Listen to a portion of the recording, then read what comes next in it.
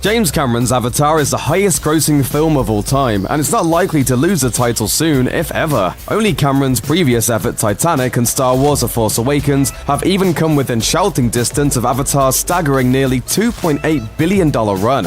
Yet there seems to be no rush getting the obligatory Avatar sequels into theaters. Last year, release dates were finally announced for the next films in Cameron's planned series, with Avatar 2 hitting screens on December 18, 2020. But if that bit of news slipped by you, it may be because the public's appetite for Avatar's continuing story may not be as ravenous as Cameron thinks, and because one massively successful film, even the most successful ever, may not necessarily translate to a sustainable franchise. Here's why we're more than a little concerned about Avatar 2.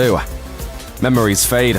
Extremely belated sequels can sometimes work, but it's a tricky proposition. Blade Runner 2049 is an illustration of how it can go right creatively, but in general, audiences are now accustomed to the big-budget serialized storytelling of the Star Wars and Marvel franchises. Attention spans are relatively short, and fans usually have to wait no longer than a year for the next installment to carry the story forward in today's movie market. Avatar came out almost a decade ago, and when the follow-up hits theaters in 2020, it'll have been a full 11 years since the first film stunned everyone into repeat showings. There's a chance that all the enthusiasm and fan fervor that drove the first film's success might not be as strong after so much time away from Pandora. Climate change.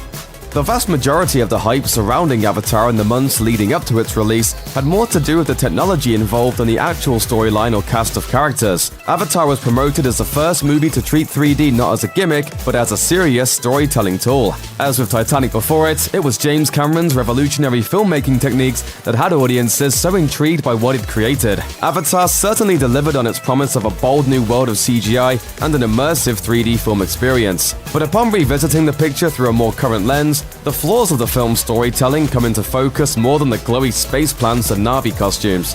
For one thing, it's now widely agreed that the film is derivative. Even James Cameron himself has admitted to the central plot being an alien version of Dances with Wolves. The film also leans into the same white hero complex that's become so problematic and has been accused of ripping off everything from animated films like Ferngully and Pocahontas to Marvel Comics' Time Spirit series. Even if none of the plagiarism accusations levied against Cameron are true, audiences may be more discerning now about these kinds of troublesome tropes and recycled plot points.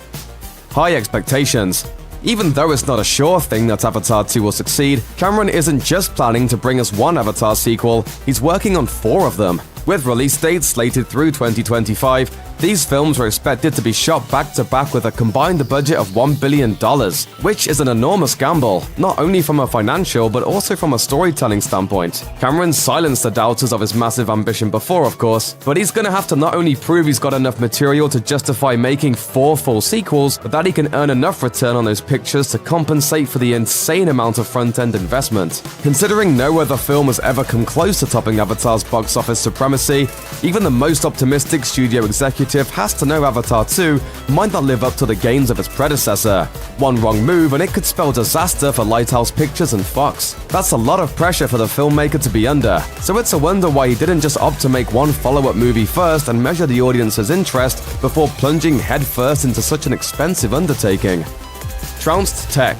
When Avatar first arrived in theaters, it was one of a kind. Sure, audiences had seen 3D movies in theaters before, but none had ever quite had the kind of majestic color schemes and landscapes that this movie offered. Since then, though, such visual effects have become much more commonplace in blockbuster films, from the superhero sphere to the world of animated films. Though James Cameron has insisted that his Avatar sequels are going to boast some similar technological breakthroughs to keep audiences intrigued, it may be tough for Avatar 2 to find new ground to break in that regard. Rumor has it, he may even be working on a way to deliver the experience without the use of glasses. But will it be enough to get people to the ticket booth? It doesn't bode well for him that audiences have grown weary of seeing movies in 3D. In recent years, ticket sales for 3D screenings have dropped like a rock, from about 20% of ticket sales in 2010 to 14% in 2016. Even IMAX theaters have drastically reduced their 3D slate, citing the clear preference of consumers for 2D. Simply put, the groundbreaking CGI and industry-leading 3D that drove Avatar's must-see status in 2009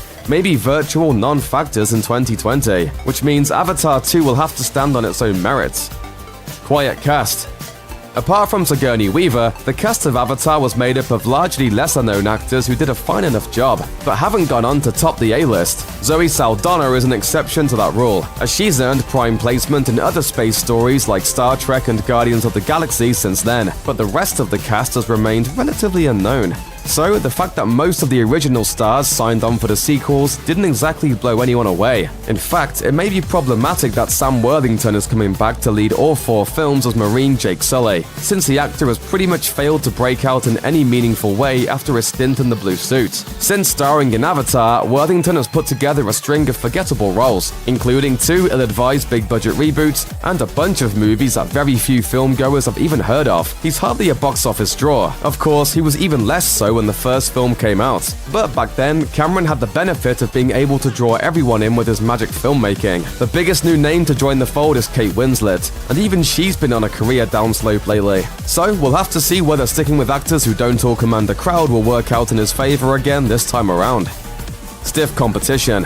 Disney may have a horse in the Avatar box office race before the second film hits theaters. Not only are they licensed purveyors of Pandora-themed merchandise, but they've also recently launched a Pandora-themed world at Orlando's Animal Kingdom. In addition, they're in the process of purchasing the vast majority of the film and television assets of Avatar's distributor, Fox, which would make them even greater beneficiaries of the film's theoretical success. If the deal goes through as expected, Disney may try to avoid directly competing with the sequels. Until then, though, The House of Mouse doesn't have to stand down against a long overdue sequel to a one-time blockbuster that might not even reach its intended audience. After all, they're already expecting to bring forth new Star Wars entries through 2025, the year in which Avatar 5 is scheduled to hit screens. And Marvel has a roadmap for their cinematic universe lined up through 2028, and possibly beyond. This kind of predictable competition didn't exist during Avatar's box office home run, so in order for the sequels to succeed, Cameron will have to meet and possibly even exceed the storytelling and cinematic appeal of these well-oiled machine franchises. Too far. Originally, only a single sequel to Avatar got the green light from the studio, but then Cameron started envisioning the story as a trilogy. But before long, the creative process seemed to get completely out of hand. Speaking with Variety, Cameron issued perhaps the most ominous sign yet with regard to the sequel's quality. The Avatar story arc was originally meant to be a trilogy, but I overwrite and my writers overwrote as well. Basically, the first of the sequels cloned itself and became 2 films, so now it's 4 films, and the studio's very happy with it. They have an opportunity to make more money, but it's also an opportunity to spend a lot more money too. So there's a clench factor. And that, in a nutshell, is why Avatar 2 and its sequels should raise some serious red flags. Their big-budget gambles, a return to a world which has taken little hold in the public imagination, with a questionable story stretched across far more films than should be needed to tell it. But hey, if Peter Jackson could stretch The Hobbit into 3 feature-length films that made $1 billion apiece, well, what's to say James Cameron doesn't defy all odds again as well? It's caught in the crossfire.